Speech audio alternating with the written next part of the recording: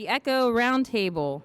Eco-conscious cannabis. How was your cannabis grown? Did it get produced, grown, harvested, extracted, packaged, stored, and sold with sustainability and eco-safety in mind? Our panelists today are Matthew Broxterman, Director of Sales of Boulder Creek Technologies, Jason Thomas, Founding Partner, Precision Quality Compliance, George Stantchev, CEO of COMERG, and Kyle George is VP of Sales and Business Development for Maratek. And today, our moderator for this panel will be Carl Cameron. Carl. Good morning, everybody. Hope folks had a good evening. It's going to be a busy day today, wrapping up what has been a pretty exciting conference. And it's an important part of the cannabis industry that we try to do a little bit better than the way an awful lot of utilities are gouging us, whether it's for electricity or gas, all of these things. And we've got a panel of folks here who are very much trying to be leaders in that vein. Hydro is way too expensive.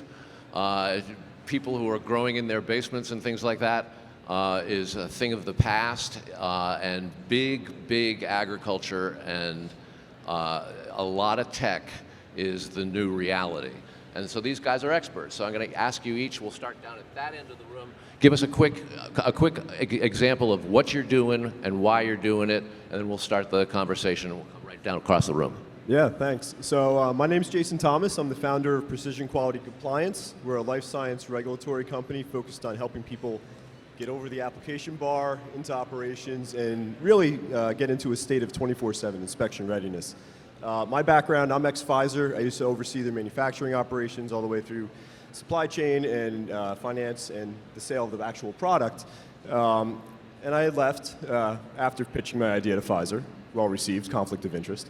At the end of the day, really left to bring a lot of that knowledge to this industry, to establish the GMPs, which a couple years ago were just 3 letters people didn't know, the ISO requirements, and really working to establish those standards and develop the standards into the regulations for everyone's operations. Go ahead, Kyle. All right, so I'm Kyle from Maratek, and we're a technology, manufacturing, and engineering group based out of Toronto, Canada.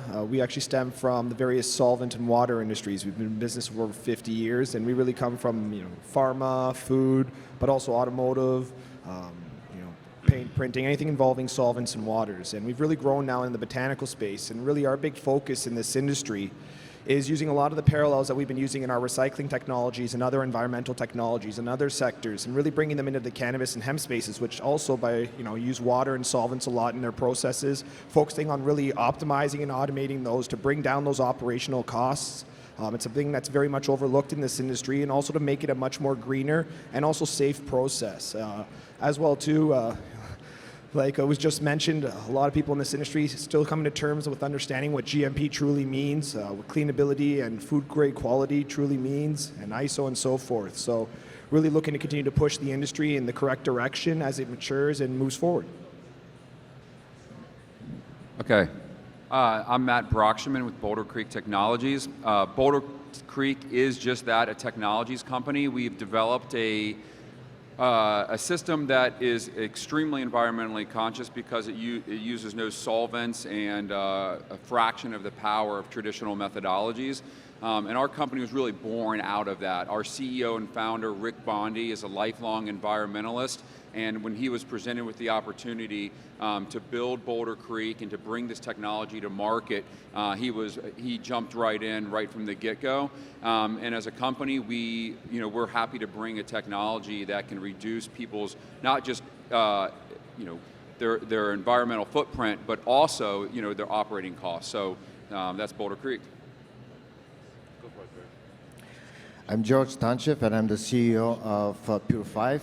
Pure 5 is an equipment company, and our roots are back in Europe. We have 25 years in essential oil, fragrance, and flavor markets. And when we started in cannabis was about 10 years ago. 2013, we looked in that field, and we didn't have any idea how we can grow and process this plant. We acquired a company that was versatile in that field and with a real consciousness and would intend to make every step of the plant, from growing, through harvesting, through processing, post-processing, and utilization of the plant would, at every step, with 100% safety and concern for the environment. So we've learned a lot during that that time. Even we're mostly focused on processing right now. We still have all these backgrounds for the last 7 years that we can discuss freely. So how can the cannabis industry become a leader in clean technologies? It's an opportunity that so far has been making progress, but at what point can the cannabis industry be viewed, in your view, as a leader in these types of technologies in the next 10 years, 5 years? If we're talking about legalization and everything else, it's 5 to 10 years anyway. So give us an idea of what's next for processing, packaging, delivery, all of those things that can give the cannabis industry a flag to wave across the country. Sure. So I think right now it's safe to say that the cannabis industry, in terms of sustainability, does not have a flag to wave. It's actually kind of a shame. I think most cannabis users would like to think of themselves as being environmentally conscious. We're using a whole plant. This is something that's very important to us, but we have a system in which we're using lights to grow indoors. We have to cool those lights. We're packaging in thick bags and boxes and wrapping for child safety and that sort of thing. And then finally, for the extraction side, we're using a lot of energy. We're evaporating solvents into the air. And so there's a lot of opportunity within the cannabis space, from production to packaging and processing to make that better. And so, this group here, we're mostly focused on extraction, and there's a lot of opportunities for that. But yes, the cannabis industry can and will do better in terms of sustainability. Well, yeah, we're mostly equipment manufacturers here in this panel, and certainly when we build equipment, we're looking for the main concerns: safety for the customer, safety for the people that operate this equipment, and safety for the environment. And this is very important. So the plant is processed at no excess temperature, with no aggressive solvents, without any harmful for the environment contaminations. So as we try to do better, it's going to cost more. How does a newbie into the industry who wants to cultivate or wants to package not get into the trap as all these new technologies are being developed? The prices will go down, but we're not anywhere near at the top of the hill yet. So in that, it doesn't necessarily mean it's more expensive to go with more sustainable options, right? There's been a lot of advancements in technology in the industry as a whole, and I find a little bit within the cannabis and hemp industry, there's a lot of efforts to always reinvent the wheel. And I find that's a lot of way the development's been moving, right? Rather than looking at existing solutions in other industries and then tailoring them towards the cannabis and hemp space. What you're seeing more and more, especially as the technology groups in this industry mature, is them broadening their horizons and really focusing on that next level of development and design. And for example, here at this panel we have Boulder Creek Technologies. Maratek, we've partnered with them as their engineering and manufacturing partner on really developing this technology for this market. But here we have an extraction technology that greatly reduces the operational costs to extract, right? All extraction technologies are great for different reasons, right? But with the Boulder Creek technology system there, what we've done is, we're now vaporizing the cannabis and using electrostatic precipitation, which is another recycling technology, right, to condense the cannabinoid vapors out of the air. We're greatly reducing the operational costs, right, so people could start off in this industry a lot easier. We're moving away from solvents, right, so get away from C1, D1 zoning and so forth too, right? So as the technologies move forward too, a lot of these developments are also about reducing the initial capital cost, but even more importantly, the operational cost. to operate in this industry. And that's also another thing I find that's overlooked in this industry too, is a lot of people are always focused on the initial capital cost, but not the long-term plans of this business. Going back a few years, a lot of people were only looking at the next year, maybe 3 years. Now you're starting to see companies really truly look at the next 5 to 10 and to build this industry for what it truly can be and should be. How has the global supply chain process affected cannabis tech? And I'd like to hear all of you tell us a couple of good stories and maybe a couple of the badder ones. This is not a permanent situation, but we are living in it now, so it's probably worth letting folks know what's going on. Well, when we get quotes from material suppliers and small pump suppliers, quotes were down to being only valid for 24 hours. Quotes aren't even valid for 24 hours now. So when we're talking supply chain issues, that's a more common aspect and something that people really need to come into understanding and plan for. But also with this industry too, at the beginning, a lot of people got used to small glassware and labware being off the shelf and not really planning out the productions and kind of expecting equipment to just pop up and appear. So that's just one thing I would advise everybody in this industry, be it if you're sourcing lights, if you're sourcing extraction equipment, downstream processing, packaging, whatever not.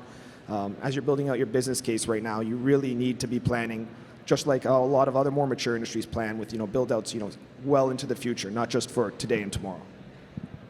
Yeah, so at the end of the day, the supply chain is so immature. It's so new, and we don't have interstate commerce yet. We don't have e-commerce. We don't have any of this stuff yet. And we're all very much working in silos. Every state, it's its own company, if you will. It's its own Pfizer. And we have our own regs in every state. And a lot of the regs offset some of the sustainability requirements. Let's talk packaging, right? At the end of the day, you have limits on how much you can put into a bag.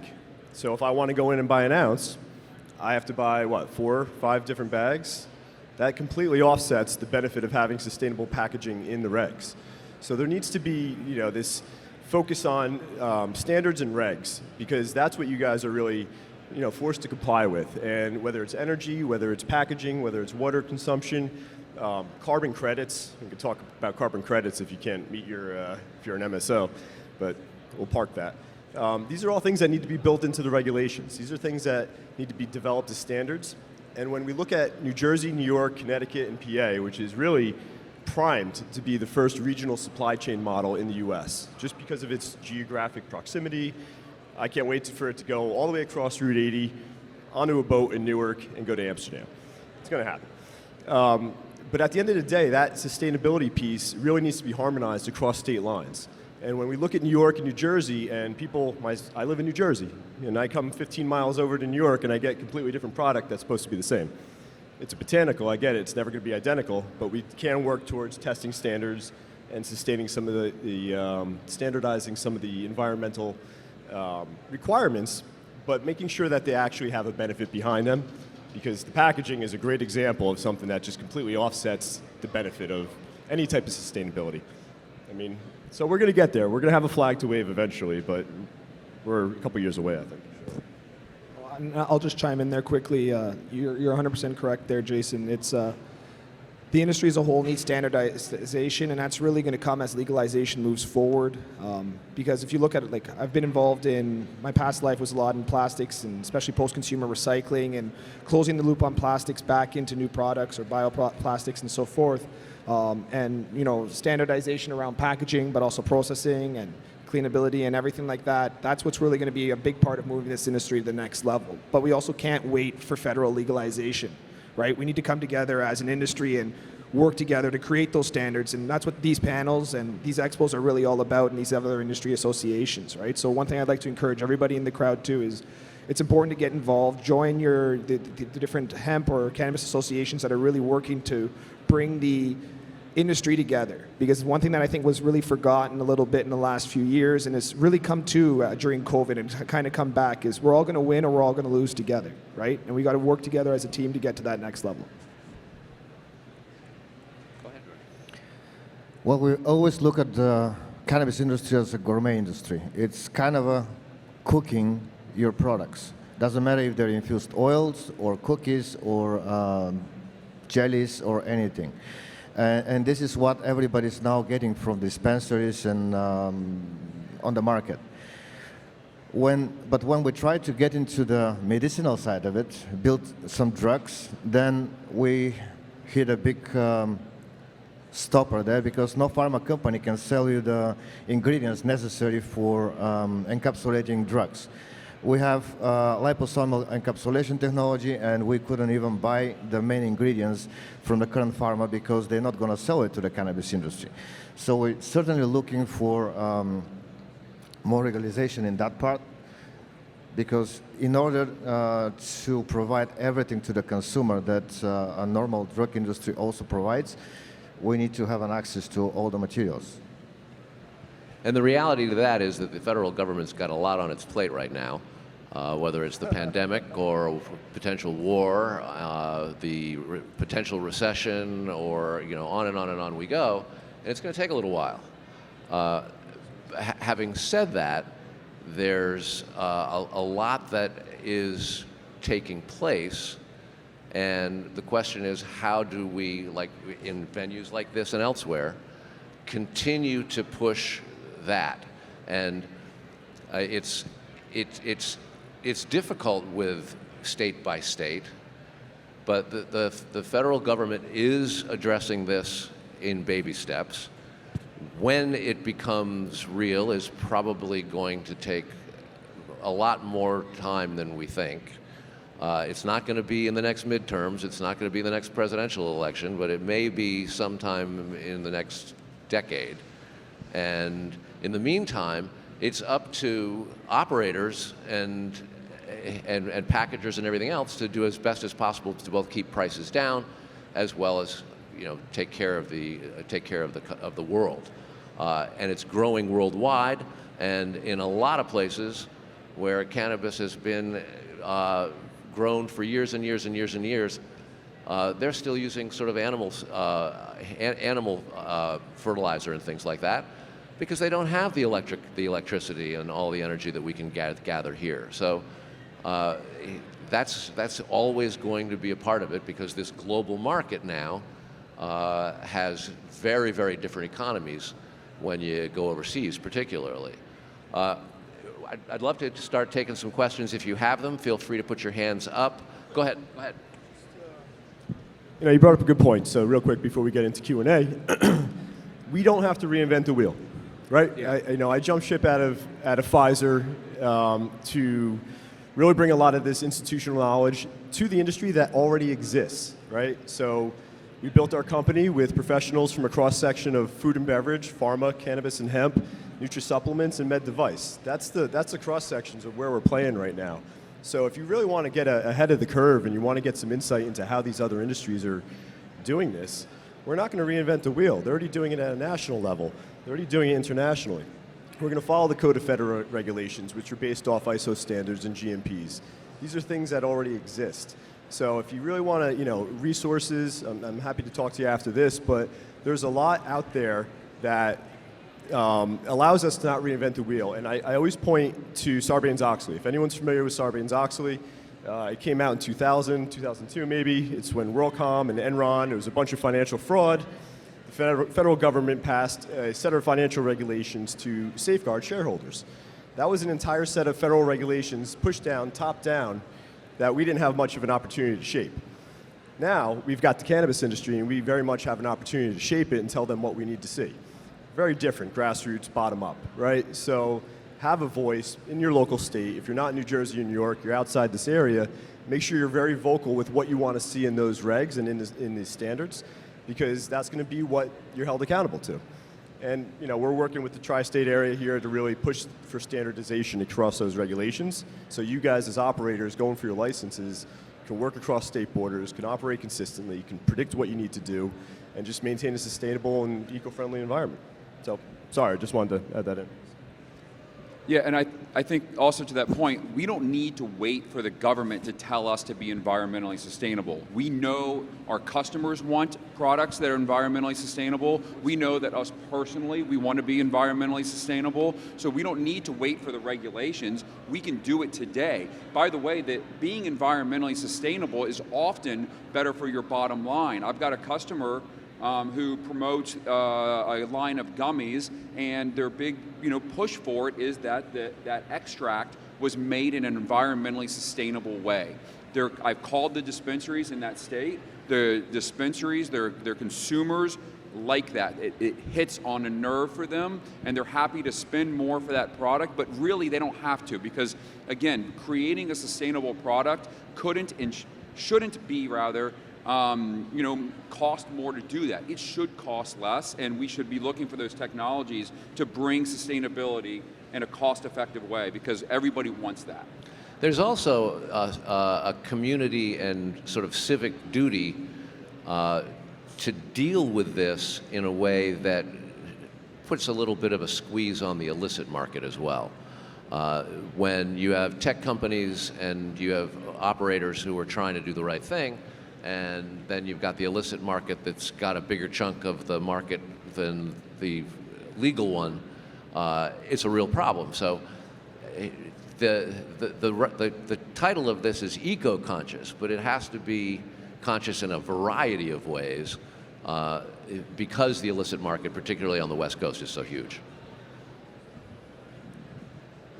Well, absolutely. I mean, I would encourage everyone in this room to never, smoke or vape or consume a product from the illicit market. I mean, it could be safe, but chances are it's not, because it's not regulated. I mean, it wasn't that long ago that people were going to the grocery store and open blasting butane through PVC pipes. So, we've moved past that. There are those products still on the market, in the black market, but yeah, I'd stay away from that, and we see the regulated markets providing safe products. I might disagree a little. So I never used to be able to say this when I was working at Pfizer, but I was legacy. I used to grow, I used to sell, everyone pay my way through college, and at the end of the day, we're in this position where the legacy market is these are the people that we want in this market. These are the people that know how to grow. These are the people that we need to learn from. So there are good and bad legacy operators, right? We see things being put into products that aren't good. But I always draw the analogy to a carpenter. Are we going to ask his carpenter to stop practicing his trade, his or her trade, while they're building a house? No. And here we are with the legacy market. The people who are championing and have owned this space for years and decades now have to wait. There needs to be a transition. There needs to be that education. And the more of that we can eliminate during the transition, right, and that hand-holding, I mean, that's what we're all here to do. But that has to happen in a hyper-quick fashion, because I need to see the legacy market personally really thrive in this space, and I'm just very passionate about that, and I don't want to see people in the legacy market get boxed out because they're trying to, I'm trying to keep my head above water, and there's so much to learn and to dive into here that it's overwhelming. So, I think a lot of people are trying to do the right thing from the legacy market, and they are trying to learn, they're trying to educate themselves, and everyone that I've spoken to is doing the right thing to get themselves positioned for a legal market. But it's tough, they still need to eat, they still need to pay the bills. I completely get that. So I always draw that analogy to the carpenter having to stop hammering the nail while he's building the house. Doesn't make a lot of sense to me, but I'm also the compliance guy, so take that with a grain of salt. But I'm a big supporter of the legacy market, so. Amen. Any questions? Any folks? Go ahead, miss. Hold on. Let me come down and grab you a mic. I got it. Hello, thank you all for being here this morning. Echoing off of what Matthew kind of mentioned about not waiting for the regulations to be in place in order to actually start being eco-conscious, specifically speaking about the end cycle of waste or product that can't be used. From like processors, you have stems and sticks and all of these things. And when you're talking about legalizing just in one state, we're talking about thousands and thousands and thousands of pounds of technically this waste that, has its own regulations and things of that nature. I guess my question is, in places where it's not being enforced, because you see these new passings, say New York and New Jersey, and the regulatory committee comes out, okay, this is how it has to be. But until people are like in their face telling them they have to do it or handing down fines, How important do you see people actually participating in doing what they need to do? Yeah, I can. So if I'm hearing you right, one of the big questions you're asking about is the byproduct of maybe extraction. We call it spent biomass. What to do with that? Sure. So in the cannabis, so when you're doing extraction, especially when you're using solvents like ethanol or butane, that spent biomass is soaked with that solvent, and so to dispose of that costs money, right? But if that spent biomass was not soaked in the solvent, then you could send it to maybe for feed or compost, or find other ways of burning that for other energy sources. So that's where I get back to, the idea that we have to, that being environmentally sustainable costs more, I don't think is true. So with our system, for example, there's no soaked solvents in it. So your spent biomass, you might be able to find a farmer that not only would not pay you to take the material, charge you to take but they might pay you for the biomass. So that could become an additional revenue source. So again, we should be looking at ways that our bottom line is kept in check while being sustainable. And I'll add into that a little bit, because you bring up a very valid point, but it's not just about the waste spent biomass or trim or whatever not post extraction. It's also about what about the defects from packaging and everything like that. And well, one thing is, from my past life, one of my biggest mentors, actually my father, one of his favorite lines was "trash is cash," and it's a very true statement. And you bring up a valid point with where the industry's at right now, and it's something I think as an industry as a whole we need to focus on more. But there is a lot of opportunity that can be done with these current waste streams and how it can be turned into a potential revenue added or a value added product, right? So it's something that Matt brought up some examples there, and there's a lot more that we can dive into. I'm happy to discuss later on as well. But it's something as an industry that we really need to push more and more towards, right? And draw more attention to encourage more technologies and groups to really be focusing on that.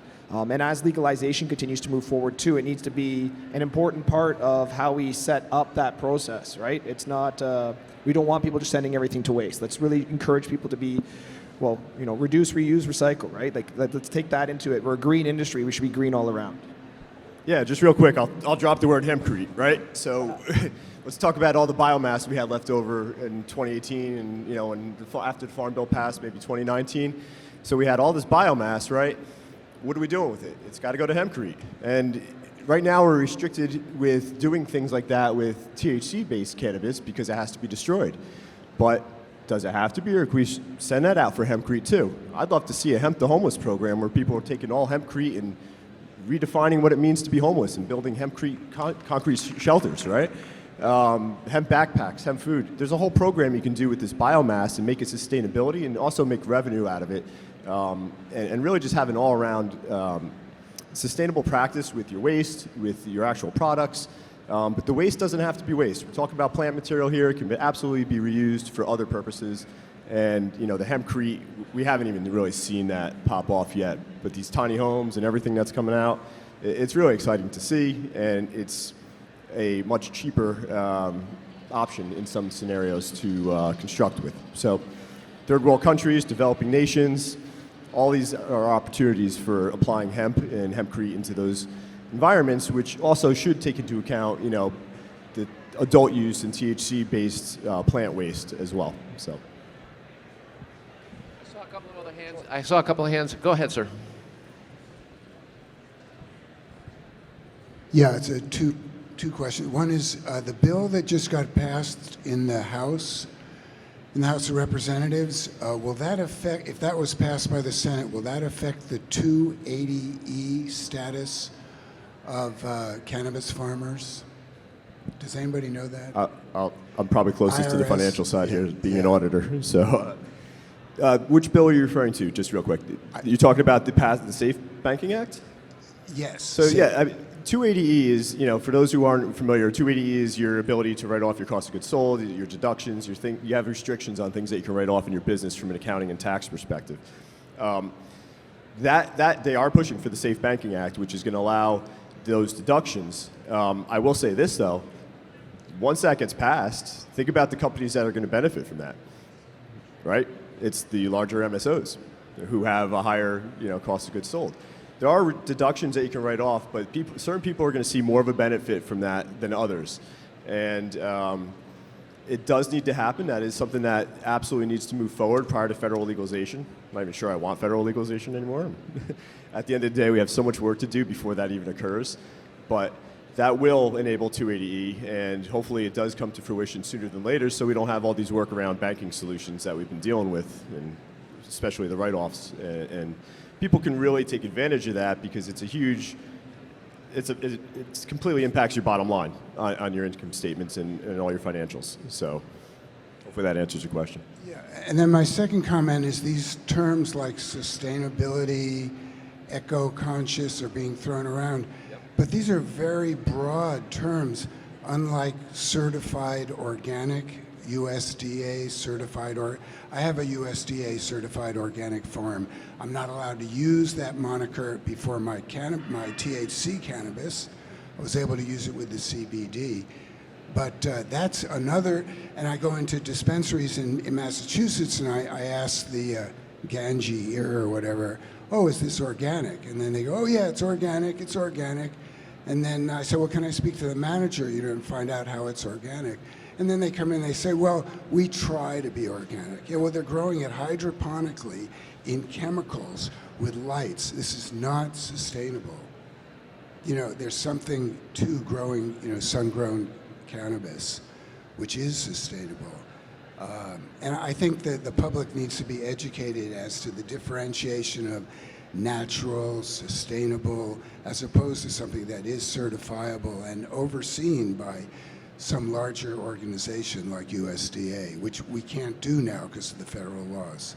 You're spot on. I mean, the education of that, the understanding of the agencies and the organizations that that are coming in outside of people are familiar with the FDA and their state organizations, but there are absolutely lots of other organizations that come into play here. And the FDA shouldn't be the only three letters you're thinking about after federal legalization. It's every other agency in the world that we're going to be dealing with. EPA, yeah, thank you. But even the European Medical Agency, right, the EMA, you've got all these, Brazil has their own, Japan has their own. Wherever you're doing business, you're going to have to get into, making sure that you're compliant in that country as well. So it's not just the FDA post-federal legalization. I want people to really be thinking about that.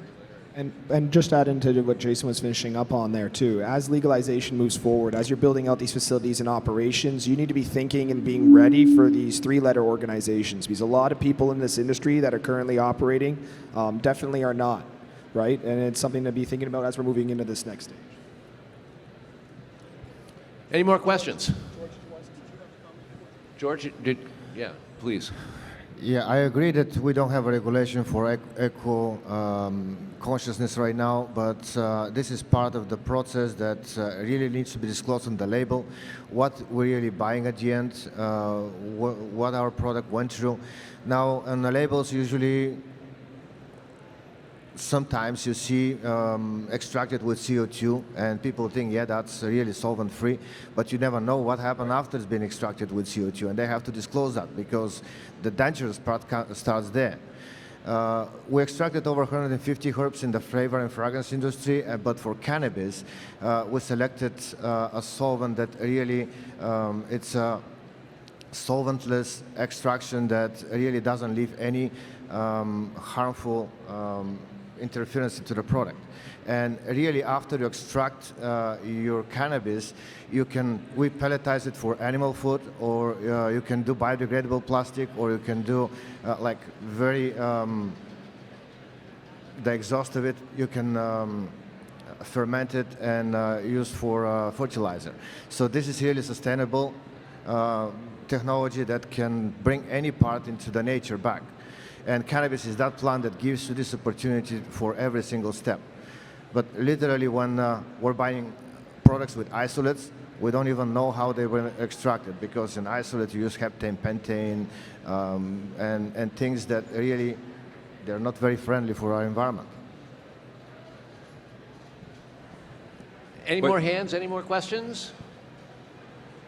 In which case, Well, I was just going to say, back to tying that point together. At least in Colorado, when you buy a concentrate, it does tell you the methodology in which that product was extracted. Now, it's not saying if it's organic or it's just straight up saying CO2, ethanol, or BHO. That's just, or solventless. Whether it's like a rosin press, it will say that in the process. So sometimes the label will say CO2 and ethanol, right? Because you would do an extraction with CO2, and then later on, maybe you do some further refining that involves ethanol. So at least in Colorado, they do on the extracts list, what the methodologies were, but they're not giving it an organic rating or anything like that. They're just simply telling you what the process was.